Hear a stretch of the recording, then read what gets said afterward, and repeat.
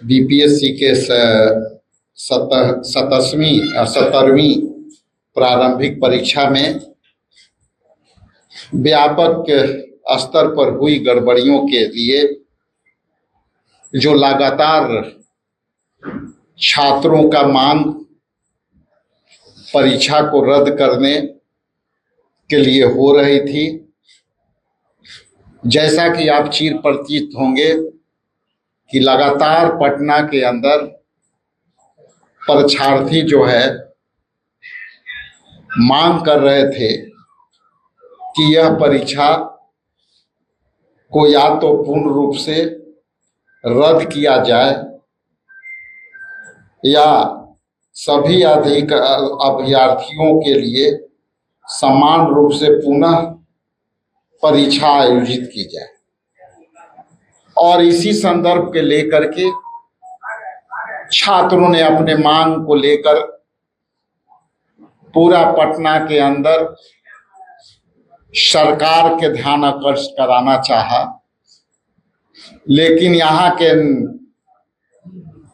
जो double engine की सरकार है, भाजपा के समर्थन से चल रही है, इनके परीक्षार्थियों के समस्याओं पर कोई ध्यान नहीं दिया गया। अंत पर सड़कों पर लाठियां खाते रहे,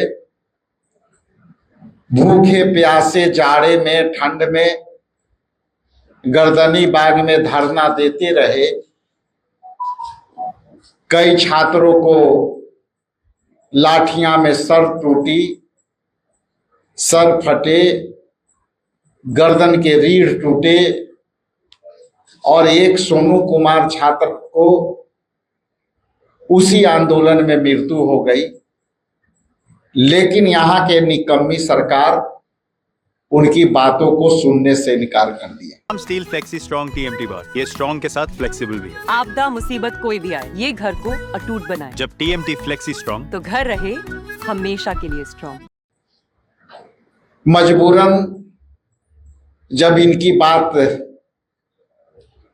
आंदोलन से नहीं मानी गई तो मजबूरन सारे बच्चों को माननीय सर्वोच्च न्यायालय जाना पड़ा और सर्वोच्च न्यायालय में माननीय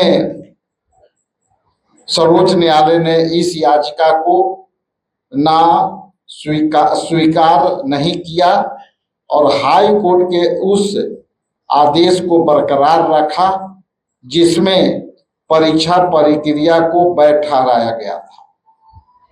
समान रूप से पुनः परीक्षा आयोजन किए जाने के लेकर, क्योंकि एक परीक्षा को दो अलग अलग सेट और चयन दरों के बीच का असंतुलन संविधान के अनुच्छेद 14 और 16 का घोर उल्लंघन है। इसलिए मैं यहाँ आपके बीच उपस्थित होकर के भारतीय राष्ट्रीय कांग्रेस पार्टी के अपना पक्ष रखना चाहती है और ये पक्ष रखना चाहती है कि संजीव मुखिया जो सरकार के समर्थक है, जो नालंदा से बिलोंग करता है, नीट पेपर लीक के मुख्य सरगना है और आज ही मीडिया में ये बात आई कि पुलिस ने गिरफ्तार किया, लेकिन हम लोग का जो सूत्र है वो पता चला है कि वो आत्मसमर्पण किया है। पुलिस इसे ढूंढने में नाकाम रही, सरकार के पसीना छुटाते रहा और जब ये सर्वोच्च न्यायालय के फैसले आए, ये स्टाइल का मामला है। रूपा फ्रंटलाइन कि सर्वोच्च न्यायालय के फैसला छात्रों के हित में नहीं है। लेकिन सरकार ने आज संजीव मुखिया को और वहां के पुलिस कह रही है कि हम गिरफ्तार किया है, लेकिन मेरा सूत्र स्पष्ट कह रहा है कि उसने आत्मसमर्पण किया है। उनकी धर्मपत्नी जो है एलजेपी के उम्मीदवार रही है। तो सरकार से, आपके तमाम मीडिया साथी से सवाल करते हैं कि ये बता दें कि ये सरकार के लोग हैं या नहीं है। कांग्रेस पार्टी के तमाम कार्यकर्ता, छात्र, आंदोलित छात्र यह जानना चाहती है कि ये जो मैंने नाम लिया, उस नाम से सरकारी तंत्र की और सरकार में बैठे नेताओं के उनसे संबंध है कि नहीं। इसी संदर्भ में जैसा कि हमारे गरीबदास जी यहां उपस्थित हैं, युवा कांग्रेस के अध्यक्ष, हमारे दाहिने तरफ राजेश राठौड़ जी हैं, और हम लोग जब बात कर रहे थे तो बड़ा ही आश्चर्यजनक बातें सामने आई, और वो है लोक सेवा आयोग के अध्यक्ष के लेकर।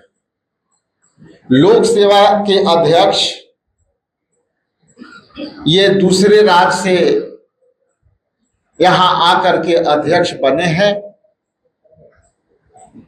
तो ये सवाल भी स्पष्ट करता है कि क्या बिहार में लोक सेवा आयोग में अध्यक्ष रहने लायक कोई योग्य व्यक्ति नहीं मिला।